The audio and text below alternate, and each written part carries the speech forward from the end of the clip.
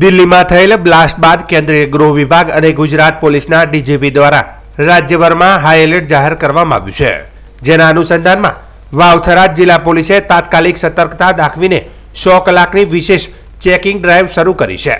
આ ડ્રાઈવ હેઠળ રાષ્ટ્ર વિરોધી પ્રવૃત્તિઓમાં સંડોવાયેલા અથવા તો અગાઉ ગુનાહિત રેકોર્ડ ધરાવતા તમામ શંકાસ્પદ તત્વોની વર્તમાન પ્રવૃત્તિઓની માઇક્રો લેવલ તપાસ હાથ ધરવામાં આવી છે।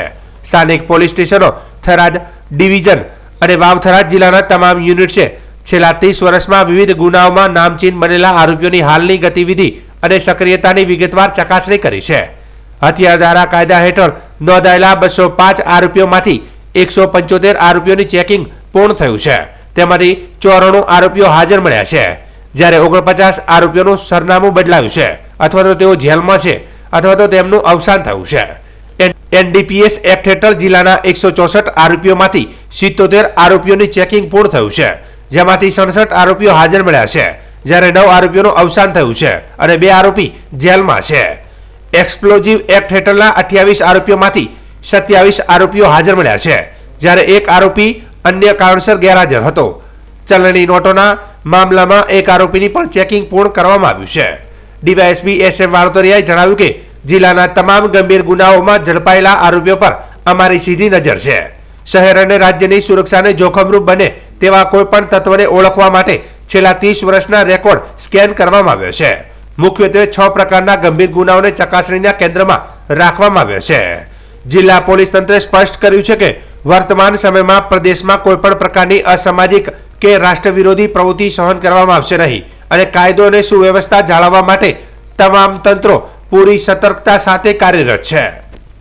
પોલીસ દ્વારા ગુજરાત રાજ્યના માનનીય ડીજીપી સાહેબ શ્રી દ્વારા એવી સૂચના થયેલી કે 100 કલાકની અંદર જે રાષ્ટ્ર વિરોધી પ્રવૃત્તિ કરતા ઈસમો હોય એને ચેક કરવા અને એની હાલની પ્રવૃત્તિ શું છે એ બાબતે તપાસ કરવાની હોય એ દિશામાં અમોએ અમારા થરાદ પોલીસ સ્ટેશનના અને થરાદ ડિવિઝનના અને વાવ-થરાદ જિલ્લાના તમામ જે આરોપીઓ છે જેને છેલ્લા 30 વર્ષની અંદર જે ગુનાહિત પ્રવૃત્તિમાં ક્યાંક ને ક્યાંક સંડોવાયેલા હતા એ આરોપીઓની હાલની પ્રવૃત્તિ શું છે એ બાબતની તપાસ કરેલ, જેમાં હથિયાર ધારાના અમારા કુલ 205 આરોપીઓ હતા। આ 205 આરોપીઓમાંથી 175 આરોપીઓ જે છે એને ચેક કરેલ, એમાંથી 94 આરોપીઓ હાજર મળેલ અને બાકીના એ અમુક સરનામા બદલવાથી, અમુક હયાત જેલ મતલબ મરણ જવાથી અને અમુક જેલમાં હોવા એવા 49 આરોપીઓ હતા।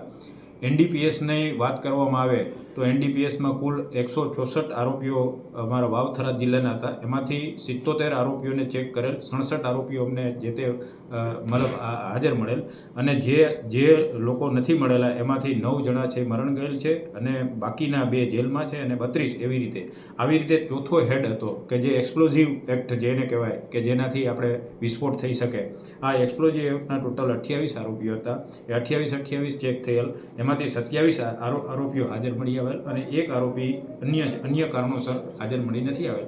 આવી રીતે ચલણી નોટો જે આપણા દેશના વિકાસને બાધારૂપ બની શકે અને ચલણી નોટો જે બોગસ ખોટી ચલણી નોટો એના 1 આરોપી હતો, આ 1 આરોપી ચેક થઈ ગયો ને 1 આરોપી અમારા હાજર મળી આવેલ છે। એટલે આ જે અમારા માનનીય ડીજીપી સાહેબ છે વિકાસ સહાય સાહેબ એમની સૂચનાથી આ કાર્ય અમે 100 કલાકની અંદર આ અમારે રિઝલ્ટ આપવાનું હતું, અમે વ્યવસ્થિત બધાને ચેક કરેલ છે એમની હાલની પ્રવૃત્તિ શું છે અને આ આરોપીઓ પર અમારી સીધી નજર રહે અને આ આરોપીઓ ફરીથી મતલબ કંઈ પણ આવું કોઈ ગુનાહિત કૃત્ય કરે તો સીધે જ અમે એની ઉપર ત્વરિતપણે એની ઉપર એક્શન લઈ શકીએ એટલા માટેનો આ અમારો ટાર્ગેટ હતો અને આ અમે આવી રીતે કાર્યવાહી કરી। બીજું અસામાજિક તત્વો છે એ અસામાજિક તત્વો ઉપર પણ ઘોષ બોલાવવા માટે અમારા ટીમો સતત કાર્યરત છે।